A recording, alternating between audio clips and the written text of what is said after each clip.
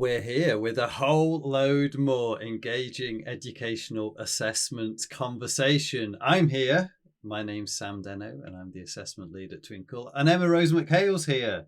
I'm here as well. I manage the content for our STEM resources that we have online. And I was a teacher for 12 years in primary. Complementing my years in secondary. Works well. We're about to talk about peer assessment.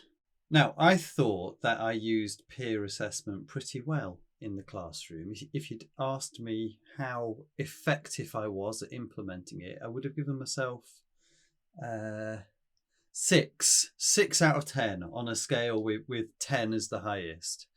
After the research I've done this week, Emma, I think that score would probably come crashing down. Oh, I was going to say the same thing. I think I did a decent amount of peer assessment, but I feel like you're going to hit me with research that that tells me I've been doing the wrong thing.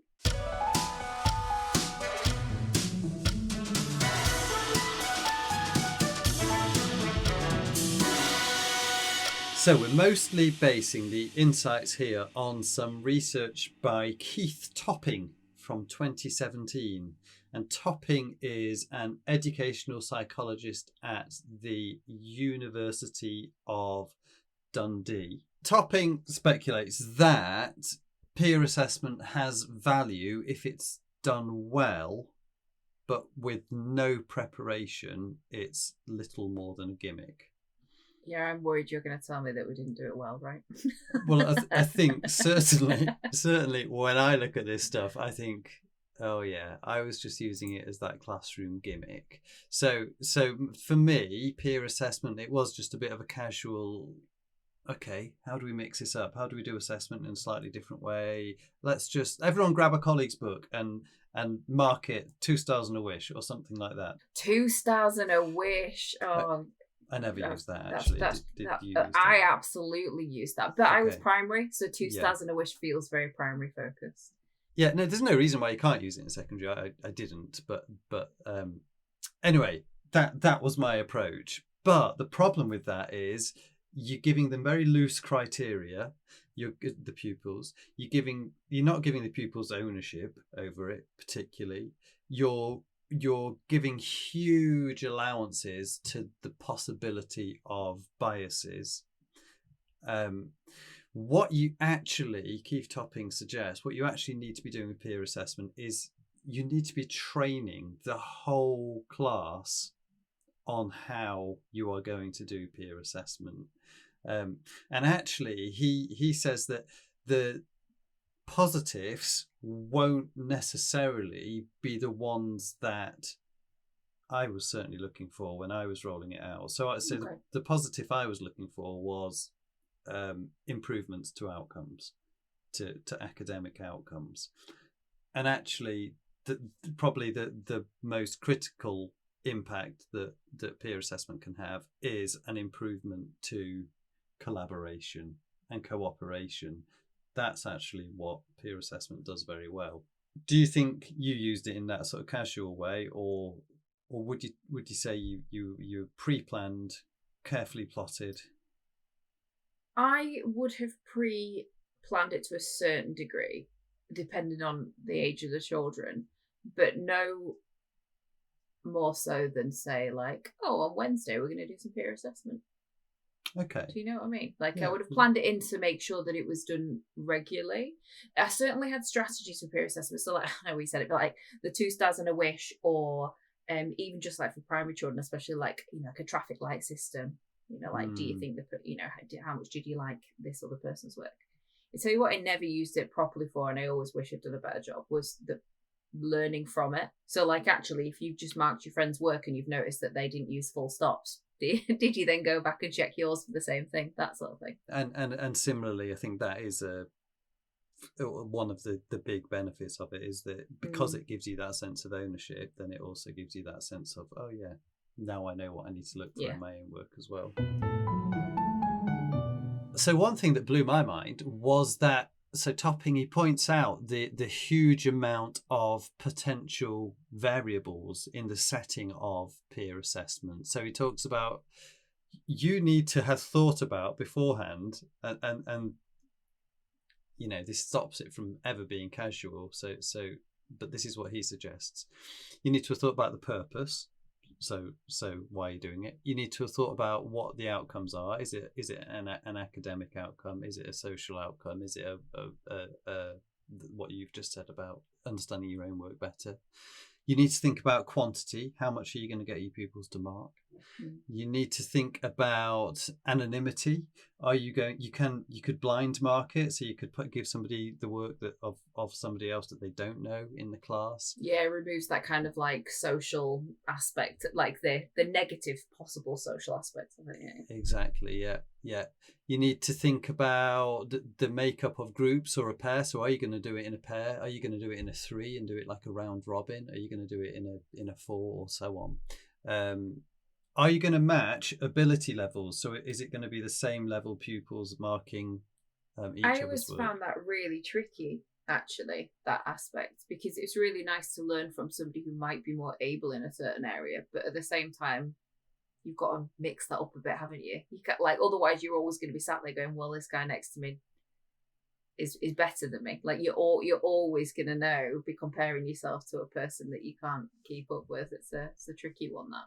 Yeah, and actually, if somebody is working below your ability level, can they really offer you that much in terms is it necessarily peer peer assessment? marking? Yeah. Yeah. How much time are you going to give? What's the metric? Is it like a grade? Is it a scale of 1 to 10? What is it? Teacher involvement. How much sort of intervention are you going to build into it for your own sort of comments? So Topping says it's worth a teacher giving thought to each of these variables and how they're communicated before the task is delivered. Which just leads me to think, well, we're talking about more than just a classroom hack. The way that I used it, like, oh, I'll just throw this in because it makes me look good. Actually, this is much more. If you do it well, if you want to get something out of it, you have to prepare it very effectively. Yeah, I think I was the same. I think I used it to provide a bit of variety. Let's be honest, it's a bit of like, well, if I get them to peer assess it, it takes less time for me to go through and, I've got something to go on. Selfishly, peer assessment is very useful if it's done well, isn't it? Like, from a teacher point of view. Yeah, well, yes, and in fact, so there's a quote from Topping, actually not in his 2017 work, but in his 2009 work, where he says peer feedback is available in greater volume and with greater immediacy than teacher feedback. Yeah. And I think that is one of the critical advantages of in a dream world, as a teacher, you'd be giving the feedback immediately, wouldn't you, as soon as they finish something? But we all know that class sizes and workload don't allow for that. I suppose the problem is if you do it in a gimmicky way, actually the value that you can add to that child's learning is so minimal. It's not worth even the time that you spend on it. Topping describes an elaborated form and a simple form, and the simple form is much more like that. Okay, let's just roll this out in just at the drop of a hat because we're looking for a new way to assess.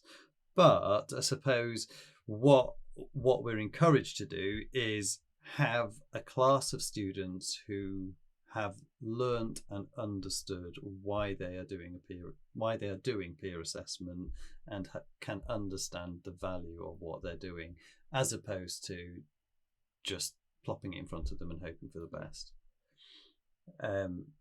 And that more elaborated form is all those different variables. In this study, Topping conducts a literature review of research carried out on peer assessment by other researchers, and the general conclusion is that at primary school, the form is a useful way of developing students' critical thinking and their communication and their self-direction skills.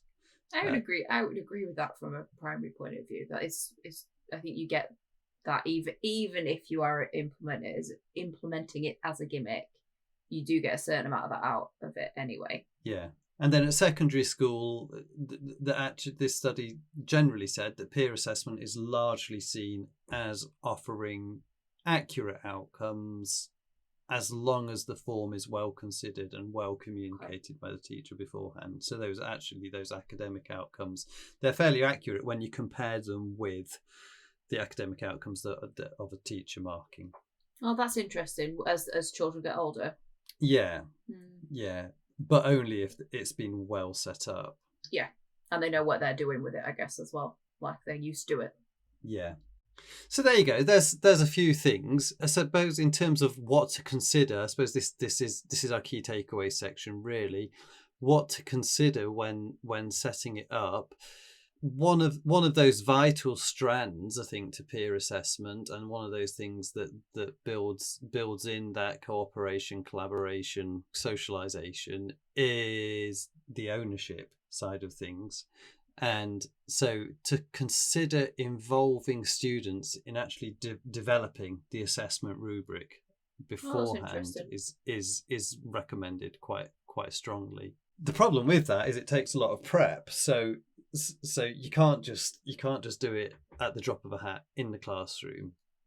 What else to consider? Explain the rationale for peer review to students before they start. And that's sort of part of the metacognition thing, isn't it? It really helps students to know not just what they're learning, but why and how they're learning. How do their brains work? So why are we doing peer review as opposed to teacher assessment?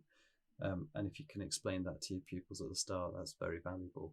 As much as anything, peer assessment should be a tool to get a pupil to engage with the marking criteria and the process of how something is marked. I like this. Model what good peer assessment looks like. Definitely. I didn't do that. I would have done that up on the board. So like, oh, well, I'm gonna give them one tick here because they've done full stops, and another tick here because they've used a capital letter for this person's name, that sort of thing. That's really lovely. Like I say, attempt to implement blind marking, and this is something, the interview that I did the other day with Dr. Lewis Doyle, he spoke about blind marking as a way to eradicate marking bias as much as possible, and that's something that we can do with our pupils as well, if it's sort of on a sheet of paper aside from the exercise book. Of course, some of them will recognize each other's handwriting, but not all of them, and that's quite a good way of doing that. Provide pupils with prompts for how to frame their feedback on the feedback from the front of the class. Quite like that. Yeah, that's quite nice actually. Like, oh, here's an example of somebody that wrote some nice comments or spotted some improvements. Yeah. Oh, look, this bit of peer assessment has been done really, really well. I think the really important thing that stood out to me as I was doing that research, though, was that I guess as with any assessment tool, it's great if you're doing it well, and it is demonstrably effective if you're doing it well, but it is also demonstrably ineffective if you're doing it badly. So it is something that is well worth giving some consideration to, well worth prepping ahead of time, and you will save yourself time in the end because you can mobilize many markers rather than just one that is you. But the time that you're saving there, you do need to put some of that time in at the start in order to have something robust that you're going to put in front of the class, not just throw something in there just because you feel like it. And if you do want to have a look at some peer assessment stuff, we do have stuff on our very own Twinkl website, just to shamelessly plug that there if anybody would like to go have a look. And some blogs as well. Yeah. There's a handful of really, really interesting looking content, isn't there? We love to hear your thoughts and questions, and you can reach us on assessment@twinkl.co.uk. Tell your colleagues about the podcast, share it with the staff room. I'm on Blue Sky as Sam Deno. Thanks for listening. Goodbye for now. Bye.